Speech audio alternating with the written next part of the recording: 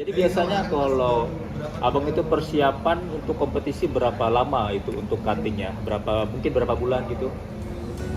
Itu sih tergantung dari target kita. Target mau kita di kelas apa? Contohnya, sebenarnya kan saya kalau untuk kompetisi di kategori kelas 80 kg di antara berat 78 atau 77 kilo. Tapi kali ini karena kategori 80 kilo ditiadakan, saya harus turun ke kelas 75. Di mana kondisi badan saya betul-betul harus ekstra dikontrol untuk kalorinya. Jadi saya persiapannya itu dari bulan Juli awal sampai bulan 11 di tanggal 6. Seperti itu. Di situ saya kontrol semua dari segi karbonya, proteinnya, sodiumnya, dan fatnya. Jadi pada saat hari H dapatlah berat saya di angka 72. Tapi untuk catatan, pada saat saya prepare, saya jarang untuk mengangkat habis karbohidrat. Kenapa? Pada saat kita latihan, kita butuh sumber energi supaya latihan kita bisa lebih maksimal. Jadi saya hanya untuk cut karbo sekitar 7 hari sebelum hari H, itu namanya adalah peak week, dimana kita betul-betul fokus untuk menurunkan kadar air di tubuh dan juga untuk mengejar ketertinggalan berat badan kita. Jadi sebelum cut air, saya pada saat itu cut air ada sekitar 3 hari, berat saya itu di angka 77. Waktu saya cut air, pada saat timbang badan itu beratnya di angka 72,2. Cepat sekali ya posisinya. Jadi ya 5 kilo habisnya. Ya, jadi ini diet Binaraga karena memang Binaraga itu ada berdasarkan kategori berat badan ya. Betul. Jadi kita harus mengontrol apa yang kita makan, karbonnya, airnya, sodiumnya dengan tujuan supaya berat badannya bisa tercapai gitu, seperti itu. Kalau jenis-jenis makanannya biasanya kalau karbo itu apa yang lebih abang sarankan nih selama fase cutting nih? Saya sih fase cutting saya utamakan itu pertama karbonnya itu nasi putih. Nasi putih ya? Betul. Orang bilang kan ini tak bagus ya. Banyak orang katakan seperti itu. Sebenarnya sih nasi putih tidak bagus apabila asupan yang kita berikan itu berlebih. Sebenarnya untuk senilai kalori dari nasi putih itu tidak terlalu tinggi ya. Kadar gulanya juga tidak terlalu beda jauh dengan nasi merah. Cuman bedanya dengan nasi merah dan nasi putih. Nasi putih itu lebih dimasukkan kategori karbo simple, di mana itu penyerapan lebih cepat. Sementara pada saat kita fase olahraga setelah after exercise itu ada namanya post workout meal. Tubuh kita butuh asupan yang cepat serap. Saya selalu masukkan nasi putih setelah exercise. Dan itu satu hari saya masukkan nasi putih itu sekitar 200 sampai 300 gram saja.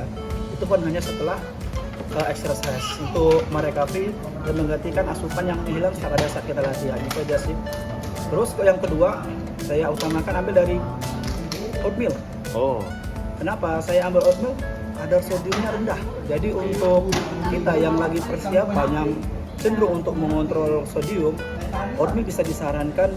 Karena apa? Karena kadar sodiumnya bahkan ada yang merek tertentu dia di angka 0. Jadi untuk program untuk menurunkan berat badan itu sangat bagus. Oke, jadi biasanya bang konsumsi oatmeal itu kapan? Tadi kan nasi putih setelah latihan. Betul. Oatmeal itu biasanya kapan? Saya biasanya bergantian. Contohnya hari nasi putih, besok oatmeal. Bisa 3 hari nasi putih, 3 hari oatmeal. Bergantian. Tapi sih terkadang kalau saya gabungkan, saya hanya mengurangi kadar nasi putihnya dari 100 sampai 150 gram, oatmealnya itu 100 gram. Untuk kapan? Karena oatmeal itu sifatnya itu karbo kompleks, tambah serat, dia mensuplai asupannya itu berkala. Saya konsumsi sebagai pre-workout meal. Jadi setengah jam atau setengah jam sebelum latihan, saya konsumsi oatmeal. Kalau untuk nasi putih setelah exercise. Dan itu pun exercise kalau seandainya saya mulainya di pagi atau siang hari. Tapi kalau exercise malam saya tidak sarankan, tidak rekomendasikan untuk makan nasi putih. Oke. Iya. Jadi kalian jangan takut konsumsi karbohidrat asal memang kalian paham dan sesuai dengan memang kebutuhan kalian masing-masing. Apalagi di sini kita latihan beban ya.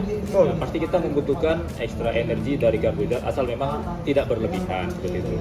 Oke, jadi dari segi proteinnya biasanya apa bang selama cutting defisit? Proteinnya? Saya sih biasanya untuk protein saya utamakan itu dari putih telur. Itu putih telur saya konsumsi itu sekitar 3 bulan sampai 2 bulan sebelum hari H. Tapi 1 bulan sebelum hari H saya sudah cut untuk putih telurnya. Kenapa? Karena kadar sodium pada telur itu sangat tinggi. Yang kedua, saya ambil dari ikan. Ikannya saya ambil dari ikan tongkol. Kenapa? Ikan tongkol proteinnya tinggi, terus kadar kalorinya rendah. Oke. Yang ketiga, baru saya ambil dada ayam. Kalau untuk dada ayam, itu saya konsumsi sampai hari H. Kalau untuk ikan dengan putih telur, 1 bulan sebelum hari H saya sudah cut. Saya utamakan itu dari protein ayam. Dan juga sayuran seperti timun, tomat, dan juga selada. Itu sebagai pengenak ayamnya supaya kita tidak terlalu enak. Oke. Jadi ada konsumsi misalnya suplemen whey protein juga gitu. Saya ada konsumsi, Persiapan. ya tetap saya konsumsi protein isolate itu sampai 1 minggu sebelum hari H saya sudah cut protein isolate-nya. Kenapa? Saya mau mengurangi kadar sodiumnya. Walaupun pada saat susu isolate itu sodiumnya rendah, tapi setidaknya kita bisa mengurangi sedikit juga. Pada saat saya persiapan kemarin, saya tidak langsung cut kalori banyak. Contoh nih, karena saya mulai awal berat badan berat 90 kilo, itu asupan kalori saya per hari itu di angka sekitar 3.500. Jadi pada saat bulan pertama saya cutting, saya cut 300 sampai 500 kalori.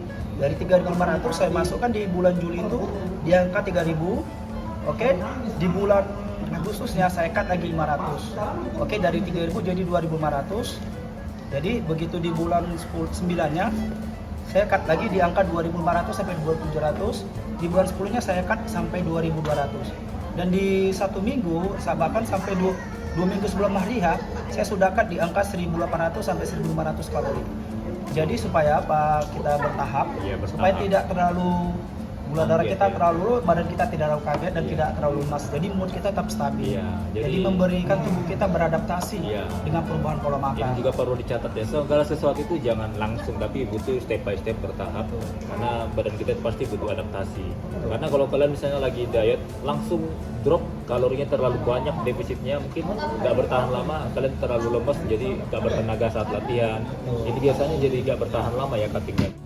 Untuk fase cutting itu sendiri, kalau bisa ya at least bisa 12 minggu gitu ya. Jadi jangan terlalu singkat supaya kita bisa lebih enjoy menjalaninya step by step. Ya nanti pasti badan kita akan kering sendiri kalau kita melakukan cara yang benar itu latihannya. Itulah namanya diet sehat tanpa harus merubah gaya hidup yang terlalu ekstrim. Itu aja sih kalau menurut saya. Oh ya, ada tuh catatan, biasanya sih saya di peak week-nya itu saya cut karbo, cut sodium. Oke, saya hanya dapat masukan sodium itu hanya dari ayam. Ayam pun masih ada kadar sodiumnya. Terus pada saat masuk fase yang namanya cut air, di situ saya sudah masuk namanya loading. Loading itu saya sudah mulai kembali masukkan karbo. Tapi karbo yang saya masukkan itu dari oatmeal. Kenapa? Boleh sebut merek? Oh iya boleh. Oke, saya ambil dari Quaker oatmeal yang warna merah. Karena apa? Karena di dalamnya itu sodiumnya 0. Jadi ketika kita konsumsi, kita diet airnya bisa agak sedikit loss, dia tidak mengikat air. Jadi kondisi tubuh kita tetap kadar airnya rendah. Terus dalam peak week itu selama 7 hari, di hari pertama sampai hari ke-3 dan ke-4 saya masih masukkan air sekitar 6 sampai 8 liter sebelum cut air. Oke. Di hari sekitar hari ke-4, ke-5, 6 dan 7, di situ saya sudah cut air. Itu pun saya lihat dari berat badan saya. Apakah berat badan saya sudah mendapatkan target atau belum? Kalau belum, saya langsung start cut airnya di hari ke-5. Oke? Tapi di hari ke-5 itu saya sudah masukkan karbo. Gunanya untuk apa? Supaya pada saat hari H, otot kita tetap fresh. Seperti itu. Jadi lihat bagaimana kondisi tubuh kita, baru kita memikirkan bagaimana strategi berikutnya gitu ya. Betul. Kalau seandainya 3 hari sebelum hari ya berat badan kita sudah memenuhi, kita tidak perlu sampai cut air sampai 3 hari. Oke, bisa kok kita cut air itu 12 jam sebelum hari H, sebelum event juga masih bisa. Cuman karena kemarin karena berat badan saya masih 77 kg, sementara saya harus menurunkan sekitar 2 sampai 3 kilo lagi, saya cut air. Tetapi itu pun saya masih berlebih. Jadi sampai 5 kilo lossnya. Buat teman-teman terkadang ada yang belum paham tapi asal ikut ngurang aja langsung cut air 5 hari 1 minggu sebelum, itu jangan asal lakukan cut air karena itu bisa berbahaya ya, bisa dehidrasi. Betul, saya punya pengalaman pada saat event Miss Indonesia 2017 karena saya terlalu ngotot ingin menurunkan berat badan sampai 6 kilo lagi dalam waktu 1 minggu. Saya cut air 1 minggu. saya tidak masuk air.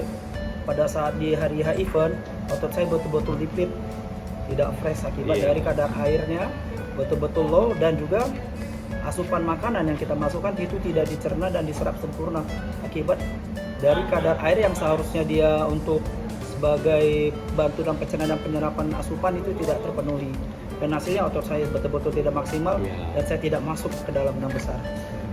Ya, jadi ini memang semuanya harus disesuaikan dengan kondisi kita. Tidak semua orang itu bisa disamakan ya.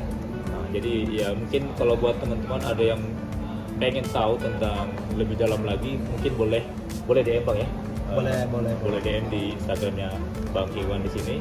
Mungkin biar lebih spesifik kalian boleh tanya gitu. Kalau dia ada waktu pasti dia bakal jawab begitu. Ya. Kalau saya sudah lagi di jam off kerja, saya pasti akan balas. Tapi Iya. kalau lagi kerja saya tidak pegang handphone. Mohon maaf. Oke. Oke, jadi ya mungkin sampai ini dulu Bang ya bincang-bincang kita kali Oke, ini. sip. Thank you semua buat yang udah nonton. Kalau kalian ada balik lagi suatu pertanyaan atau mungkin request tentang video apa yang akan kita bahas ini, kalian boleh tulis di kolom komentar.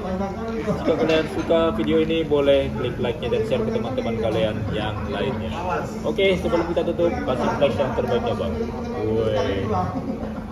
Salam Salam olahraga. salam sehat dan tegar. Bye.